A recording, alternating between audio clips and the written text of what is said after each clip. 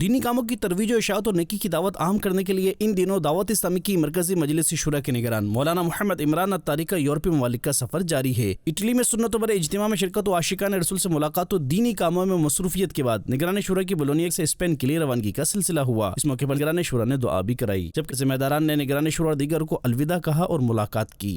دعوت اسلامی ہے یہ، دعوت اسلامی ہے، دعوت اسلامی ہے یہ، دعوت اسلامی ہے، دعوت اسلامی ہے یہ، دعوت اسلامی ہے، دعوت اسلامی ہے یہ، دعوت اسلامی ہے۔ دوسری جانب یورپی ملک اسپین کے شہر بارسلونا میں عظیم الشان سنت و بھرے اجتماع کا انعقاد کیا گیا، جس میں اسپین کے مختلف مقامات سے شخصیات و عاشقان رسول اور ذمہ داران دعوت اسلامی کی شرکت ہوئی۔ اس سنت و بھرے اجتماع میں نگران شورا نے سنت و بھرا بیان کیا۔ دوران بیان نگران شورا نے موجود شرکاء اسلامی بھائیوں کو دعوت اسلامی کے دینی کاموں میں خود بھی حصہ لینے اور اسپین میں ایسا دینی ماحول بنانے کا ذہن دیا جس کی بدولت لوگوں کے دین و ایمان اور عقائد و اعمال کا تحفظ ہو سکے۔ وہ ماحول پیدا کریں کہ جہاں ہمارے عاشقان رسول اپنے دین، ایمان، عقائد، ادیان، اخلاق، افعال، اعمال، اپنی گھر والوں کی مسلم کی حفاظت کر سکیں۔ جبکہ نگران شورا نے علم دین کی ترویج و اشاعت کے لیے اسپین میں ہی دعوت اسلامی کے تحت رہائشی جامعۃ المدینہ کا قیام کرنے اور اس حوالے سے تعاون و کوشش کرنے سے متعلق ترغیب دلائی اور شرکاء اجتماع کو بھی اپنی اولاد کو علم دین کے نور سے منور کرنے کا ذہن بھی دیا۔ اللہ نے چاہا تو اسپین میں ہی دعوت اسلامی کا جامعۃ المدینہ کھول دیں،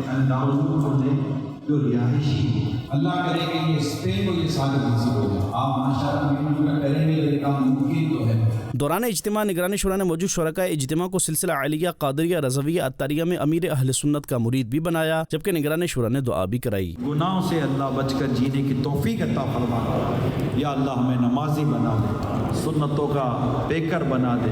اختتام پر صلاۃ و سلام کا سلسلہ بھی ہوا۔